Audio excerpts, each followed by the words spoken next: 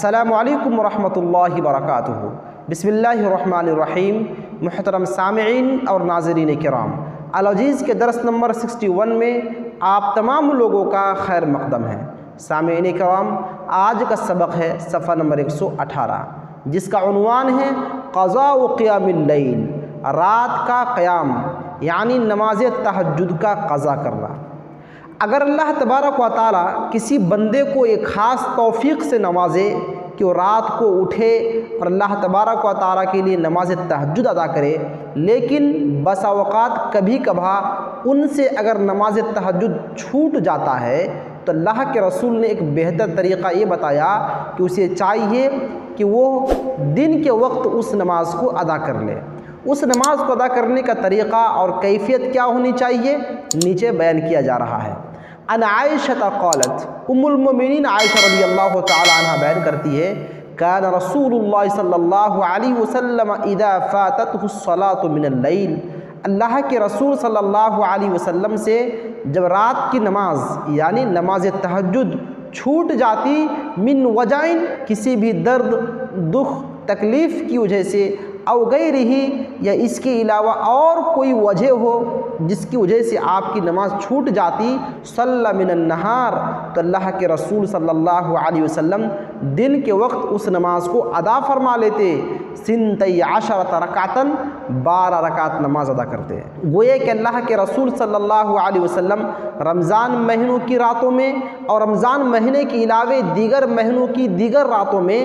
8 رکعت نماز تراویح یا نماز تہجد پڑھتے اور 3 رکعت وتر ادا کرتے، کل 11 رکعت نماز پڑھا کرتے تھے۔ لیکن جب اس نماز کو قضا کرنے کی نوبت آتی اور آپ نماز تہجد کو قضا کی شکل میں پڑھتے تو اس وقت اللہ کے رسول کل 12 رکعت نماز پڑھا کرتے، ان میں 8 رکعت نماز تہجد ہوتی اور 4 رکعت نماز وتر ہوتی۔ اور یہی وہ حدیث ہے جس سے علامہ بن باز رحمہ اللہ علیہ نے ایک مسئلہ ثابت کیا ہے، اور وہ یہ ہے، اگر کسی شخص کو نماز تہجد پڑھنے کی عادت ہے لیکن اگر وہ کسی رات بیدار نہ ہو سکا جس کی وجہ سے ان کی نماز وتر باقی رہ گئی ہے، تو پھر اسے ادا کرنے کا طریقہ یہ ہوگا کہ اگر ان کی عادت تھی کہ ڈیلی وہ 1 رکعت وتر پڑھتا تھا تو اب ان کو قضا کی شکل میں 2 رکعت وتر پڑھنی پڑے گی، اور اگر ان کی عادت یہ تھی کہ وہ 3 رکعت وتر پڑھتا تھا تو اب ان کو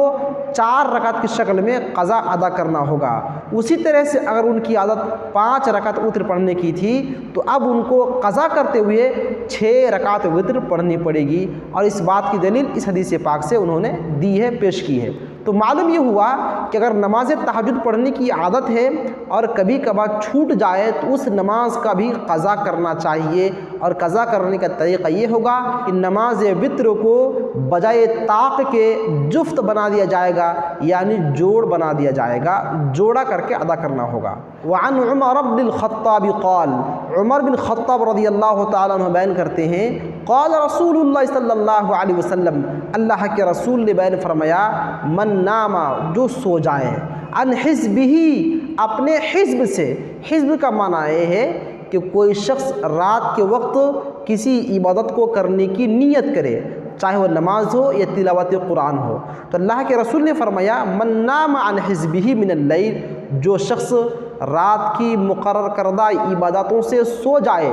او عن شیء منہ، یا پھر وہ تلاوت کے ساتھ ساتھ، نماز پڑھنے کے ساتھ ساتھ اور کوئی نفلی اذکار پڑھنا چاہتا تھا،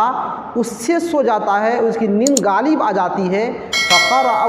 ما بین صلاۃ الفجر و صلاۃ الظہر، پھر وہ شخص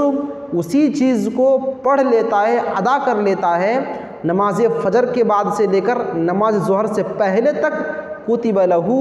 تو اس کے لیے وہی اجر اور وہی نیکی لکھی جاتی ہے، کأنما قرأہ من اللیل، گویا کہ انہوں نے اسے رات ہی میں ادا کیا ہے، رات ہی میں پڑھا ہے۔ معلوم یہ ہوا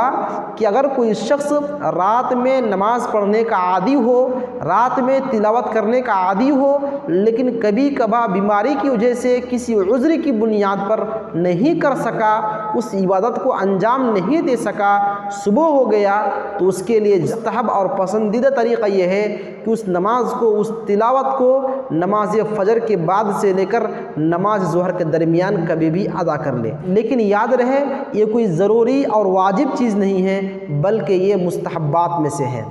کراہت ترک قیام اللیل لمن اعتادہ ہو، ہر وہ شخص جو نماز تہجد کا عادی ہو اس کے لیے تہجد چھوڑ دینا یہ مکروہ ہے، ناپسندیدہ کام ہے۔ یعنی اگر اللہ تبارک و تعالیٰ نے کسی بندے کو یہ توفیق دی ہے کہ ڈیلی روزانہ وہ نماز تہجد پابندی سے ادا کیا کرتے ہیں تو اسے چاہیے کہ اس کام کو، اس نیکی کو مسلسل کرتے رہے،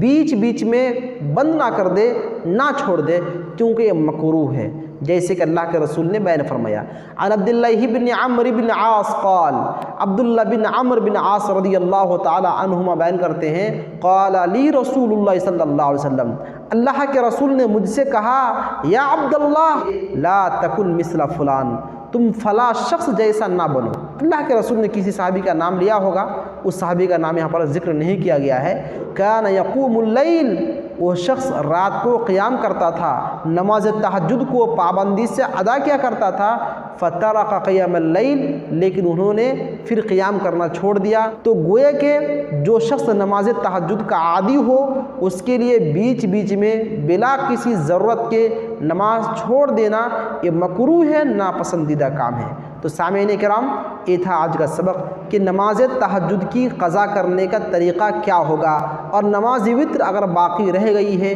تو اسے ادا کرنے کا طریقہ کیا ہوگا۔ ساتھ ہی ہم نے آج یہ جانا کہ جو شخص نماز تہجد کا عادی ہے اس کے لیے بیچ بیچ میں بلا کسی شرعی عذر کے نماز چھوڑ دینا یہ منع ہے، مکروہ ہے۔